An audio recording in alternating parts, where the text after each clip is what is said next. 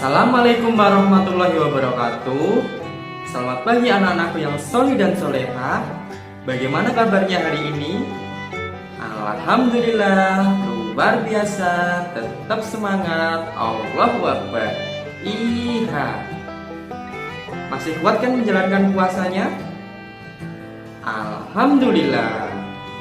Baiklah anak-anakku yang solih dan solehah, perkenalkan, nama Bapak Muhammad Sabili Firmansyah, bisa dipanggil dengan Pak Billy. Pada pembelajaran pagi ini, Bapak tidak sendirian. Bapak ditemani dengan Ibu Guru dan Bapak Guru yang super keren. Halo anak-anak, kenalkan nama Ibu Alda Rosida dan bisa dipanggil dengan Ibu Rosi. Perkenalkan, nama kakak Ilham Rofi Al-Rashid. Kalian bisa panggil Kak Ilham. Baiklah anak-anakku yang solih dan solehah, sebelum kita memulai pembelajaran pada pagi hari ini, alangkah baiknya kita mengawalinya dengan berdoa. Dengan sikap yang sopan, angkat tangan kalian, berdoa dimulai. Bismillahirrohmanirrohim. Raditu billahi robba wa bil islami dina wa bi muhammadin nabiyya wa rasula. Rabbi zidni ilma warzuqni fahma waj'alni min ibadikas sholihin. Baiklah anak-anakku yang soleh dan solehah, pada pembelajaran minggu lalu kalian sudah belajar mengenai akhlak mahmudah. Ayo, ada yang masih ingat apa saja contoh dari akhlak mahmudah? Nah, benar sekali. Akhlak mahmudah merupakan akhlak yang terpuji. Contoh dari akhlak mahmudah sendiri seperti perilaku jujur, perilaku sabar, dan perilaku tolong-menolong. Pada pembelajaran hari ini, kalian akan mempelajari mengenai kebalikan dari akhlak mahmudah, yaitu akhlak masmumah. Akhlak masmumah sendiri merupakan akhlak yang tercela. Ayo, ada yang bisa menyebutkan contoh dari akhlak masmumah? Anak-anakku yang solih dan solehah, contoh dari akhlak masmumah salah satunya adalah sifat serakah. Sifat serakah sama dengan sifat tamak. Sifat serakah merupakan sifat ingin memiliki segala sesuatu secara berlebihan dan tidak akan pernah merasa cukup dengan apa yang sudah dimilikinya. Orang yang memiliki sifat serakah akan rakus dalam segala hal, misalnya tentang makanan, barang, dan jabatan. Orang yang memiliki sifat serakah hidupnya tidak akan pernah tenang. Dalam hatinya selalu muncul keinginan menguasai segala sesuatu. Dalam Islam, kita dilarang memiliki sifat serakah atau berlebih-lebihan. Ayo anak-anak yang soleh dan solehah, mari kita hindari sifat serakah ini ya. Allah Subhanahu wa Ta'ala telah mengisahkan sifat serakah ini kepada kaum Nabi Musa alaihissalam yang bernama, ayo ada yang tahu? Nah, benar sekali, yang bernama Qarun. Supaya kalian lebih jelas mengenai kisah dari Qarun, mari bersama-sama simak video berikut ini. Qarun adalah seorang yang sangat miskin. Dia hidup dengan istri dan anak-anaknya. Untuk memberi makan anak-anaknya, Qarun kesulitan luar biasa, sehingga kelaparan adalah hal yang sering mereka rasakan. Ayah, aku lapar, Ayah. Iya, sabar ya nak, sabar. Insya Allah kita akan dapat makanan. Sekarang minumlah dulu. Hah? Sayang, nanti ayah akan bawakan makanan untukmu ya. Sayang. Begitulah keseharian keluarga Qarun. Namun demikian, Qarun sangat taat beribadah. Dia senantiasa berdoa kepada Allah Subhanahu wa Ta'ala. Sampai suatu ketika datanglah Nabi Musa berkunjung ke rumahnya. Assalamualaikum. Waalaikumsalam. Oh, engkau saudaraku, Nabiullah Musa. Ada apa gerangan engkau kemari, wahai Nabi Allah Musa? Aku hanya sekedar berkunjung. Bagaimana kabarmu, wahai saudaraku Korun? Sebagaimana yang mungkin kau tahu, kami hidup dalam kekurangan yang amat sangat. Seringkali kami tidak memiliki makanan hingga berhari-hari. Pakaian kami hanya yang menempel di badan. Uang pun tak kami miliki sepeser pun. Aku tidak tahu lagi apa yang harus aku lakukan. Begitulah Korun berkeluh kesah kepada Nabi Musa alaihissalam. Ya Allah, bebaskanlah saudaraku Korun dari kesulitan. Angkatlah derajatnya dengan rahmat-Mu, ya Arhamar Rahimin. Nabi Musa pun mengajarkan Korun keahlian mengolah emas. Sejak saat itu, Korun pun menekuni apa yang diajarkan Nabi Musa kepadanya. Maka perlahan-lahan usahanya membuahkan hasil. Wahai Korun, indah sekali cincin ini. Berapa harganya? Untuk nyonya tidak perlu mahal-mahal. 4 keping emas saja. Baiklah, ini?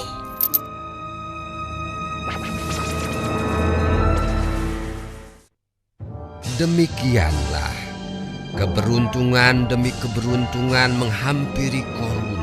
Korun pun kini mengalami perubahan yang luar biasa. Korun sangat kaya raya, hartanya melimpah ruah. Harta Korun disimpan dalam gudang-gudang yang sangat banyak. Namun sayang, semua keberhasilan itu justru menjauhkannya dari beribadah kepada Allah. Hidupnya selalu berfoya-foya. Apa yang Allah larang untuk dilakukan, dilanggarnya. Bahkan terhadap mereka yang muslim, Korun berlaku amat kejam. Maaf Tuan Korun, kami belum mampu membayar. Berilah kami waktu lagi Tuan. Apa? Minta waktu lagi? Tidak bisa. Jika tidak membayar hari ini juga, rumah ini aku sita. Kasihanilah kami Tuan. Kami akan tinggal di mana? Itu bukan urusanku. Dan ingat, rumah ini hanya untuk membayar bunganya saja. Hah? Kau harus melunasinya minggu depan. Jika tidak, kau akan menjadi budakku. Sita rumah ini. Tuan Korun, maafkanlah kami Tuan. Jangan sita rumah kami. Begitulah kekejaman Korun. Dengan cara itulah dia memperbanyak dan menumpuk hartanya.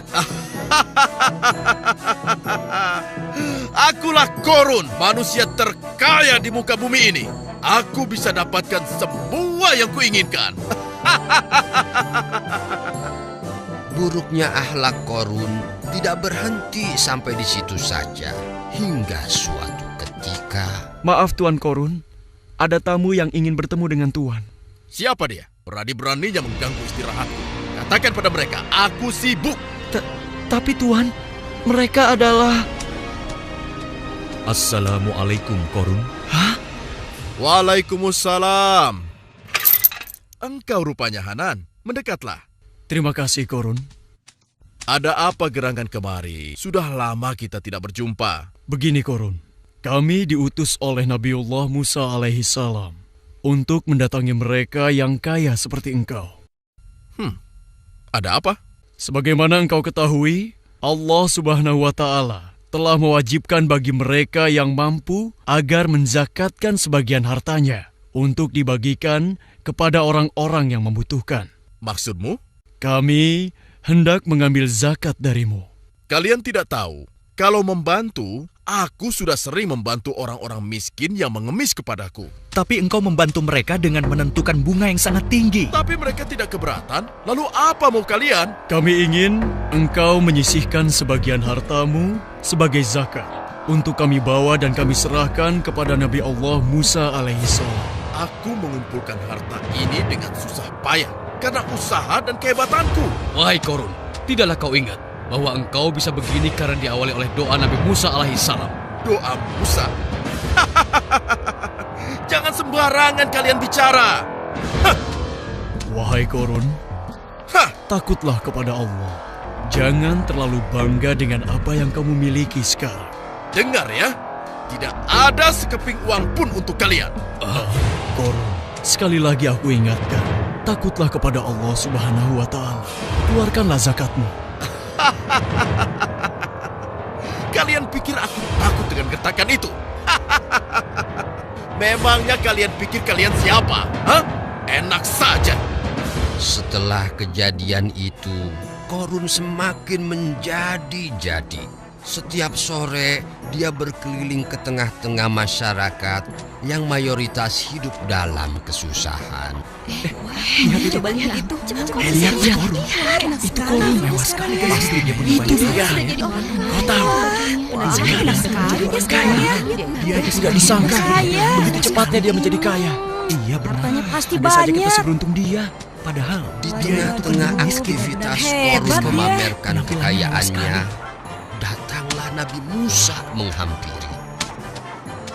Assalamualaikum Korun. Musa? Waalaikumsalam. Ada apa wahai saudaraku Musa? Wahai Korun, taatlah kepada Allah. Hentikanlah kesombongan dan kesewenang-wenangan. Tunaikanlah zakat. Wahai Musa, untuk ini sajakah engkau menghentikan aku? Aku menasehatimu selaku saudaramu. Dan karena aku adalah utusan Allah. Tidak Musa, tidak semudah itu. Aku telah bersusah payah mendapatkan ini semua. Janganlah kamu sombong wahai Korun. Tidaklah ini semua terjadi atas izin Allah. Ingatlah masa lalumu. Bukankah dulu engkau hidup dalam kesusahan sampai kemudian Allah merubah nasibmu? Jangan bicarakan masa laluku, hei Musa. Dan hal ini tidak ada urusannya dengan Allah. Masya Allah. Ya ampun. Sudah kelewat batas Korun. Berani sekali dia berkata seperti itu. Masya Allah. Dulu utusanmu datang kepadaku. Dan sekarang engkau meminta hal yang sama. Aku tidak mau. Korun. Dan ingat, jangan ceramahi aku lagi. Aku jadi curiga. Lama-lama engkau akan meminta seluruh hartaku. Masya Allah. Berani sekali dia. Wahai Bani Israel, Tidak mungkin berbuat seperti itu. hentikanlah atas nama Tuhan. Nabi Musa hendak merampas hartaku. Harta yang telah kukumpulkan dengan jerih payahku sendiri. Lama-lama, dia akan mengambil semuanya. Hartaku dan harta kalian semua. Hati-hati kalau bicara Korun. Sudah kelewat batas. Wahai Nabi Allah, Berani sekali berdoalah dia. kepada Allah Nabi Musa agar tidak memberikan mungkin berbuat keputusannya seperti kepada itu. Korun. Ayo, kita pergi. Jangan hiraukan mereka. Tidak berapa lama kemudian, awan gelap menaungi pemukiman Bani Israil. Tak terkecuali rumah Korun yang megah.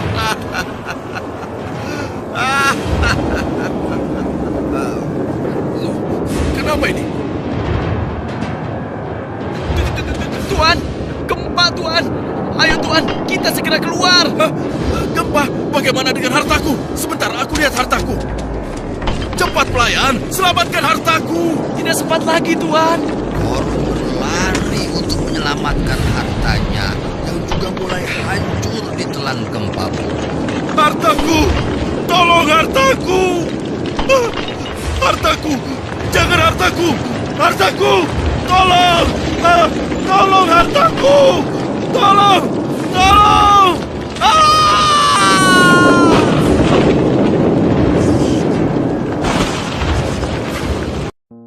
Setelah kalian menonton kisah Korun dalam cuplikan video tersebut, ayo ada yang bisa menjelaskan mengenai pesan yang terkandung di dalamnya?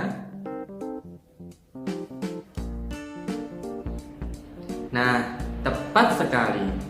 Jadi pesan yang bisa kita ambil dari kisah Korun tersebut adalah kita tidak boleh sombong dan serakah terhadap rezeki yang telah kita miliki. karena semua itu hanyalah titipan Allah.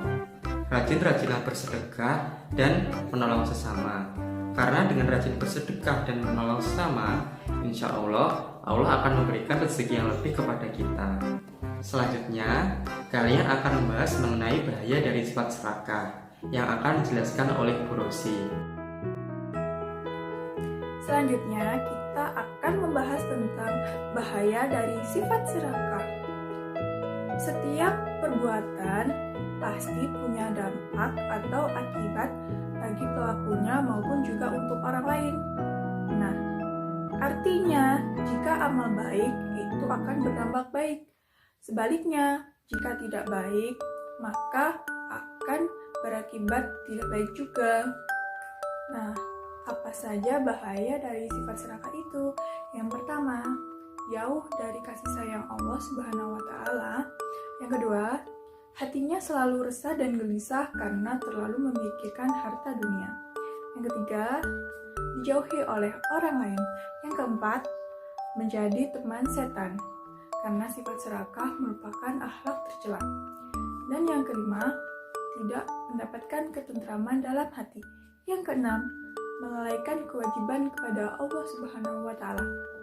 Yang ketujuh, merusak kerukunan dan kedamaian. Dan yang kedelapan, mendapatkan azab dari Allah Subhanahu wa Ta'ala. Nah, sekarang anak-anak semua sudah paham kan bahaya dari sifat serakah? Mulai sekarang, jauhi sifat serakah ya anak-anak, karena itu sifat yang tidak baik. Nah, setelah kalian paham mengenai bahaya dari sifat serakah, selanjutnya akan dijelaskan oleh Pak Ilham mengenai hikmah menghindari sifat serakah.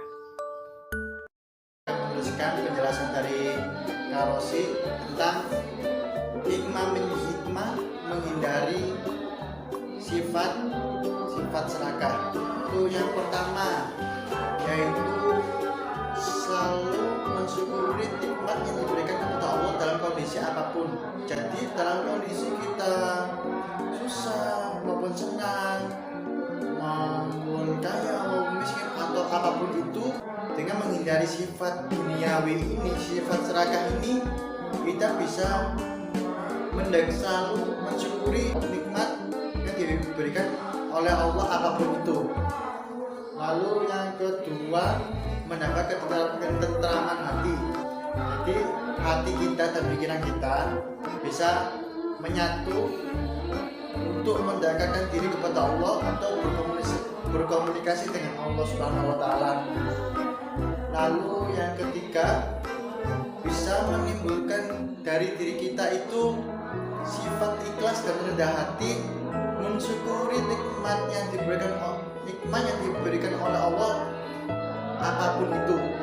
Jadi kita misalnya mendapat ini walaupun tidak seberapa, tapi alhamdulillah kita bisa mendapatkan ini, bersyukur kepada Allah. Upaya selanjutnya yaitu kita itu terbiasa hidup sederhana, zuhud, qanaah, karena kita tahu di dunia ini hanya sementara dan yang kekal itu hanyalah di akhirat saja. Yang poin selanjutnya itu lebih bisa menerapkan sifat pemurah dan sifat jujur dalam kehidupan sehari-hari. Sifat pemurah itu seperti kita sering berbagi, sering beramal, insya Allah rezekinya insya Allah bakal nambah 2 kali lipat. Amin amin ya Allah. Yang selanjutnya yaitu jadi harta atau yang di dunia ini hanya ibarat itu hanya sarana untuk menuju ke alam akhirat atau alam kekal. Terus yang terakhir yaitu menjauhi sifat iri dan dengki dalam kehidupan sehari-hari. Anak-anakku yang soleh dan solehah, sekarang kalian sudah paham kan bahaya dari sifat serakah? Oleh karena itu, mulai dari sekarang kalian harus menghindari sifat serakah ya anak-anak, karena sifat serakah hanya akan menimbulkan banyak keburukan pada diri kita. Sebelum kita menutup pembelajaran pada pagi hari ini, ada yang bisa menyimpulkan dari materi yang telah kita pelajari? Nah, benar sekali. Jadi pada hari ini kita sudah belajar mengenai akhlak mazmumah, yaitu sifat serakah. Sifat serakah termasuk akhlak yang tercela, karena sifat serakah merupakan sifat yang ingin memiliki segala sesuatu secara berlebihan dan tidak akan pernah merasa cukup terhadap apa yang sudah ia miliki. Bahaya dari sifat serakah yaitu menjadikan kita jauh dari kasih sayang Allah Subhanahu wa Ta'ala. Orang yang mempunyai sifat serakah, hatinya selalu resah dan gelisah karena selalu memikirkan harta di dunia. Sehingga orang yang memiliki sifat serakah akan dijauhi oleh orang lain. Adapun hikmah menghindari sifat serakah yaitu menjadikan kita selalu bersyukur atas nikmat Allah Subhanahu wa Ta'ala, menjadikan hati kita tentram dan damai, sehingga kita bisa menerapkan sifat ikhlas dan rendah hati terhadap orang lain. Baiklah anak-anakku yang soleh dan solehah, sekian pembelajaran materi pada hari ini. Semoga apa yang telah kita pelajari bisa bermanfaat baik di dunia dan di akhirat. Bapak dan Ibu Guru minta maaf apabila ada salah kata dalam pengucapan selama pembelajaran berlangsung. Sekian pembelajaran hari ini. Akhir kalam. Wassalamualaikum warahmatullahi wabarakatuh. Tetap semangat dan jaga kesehatan.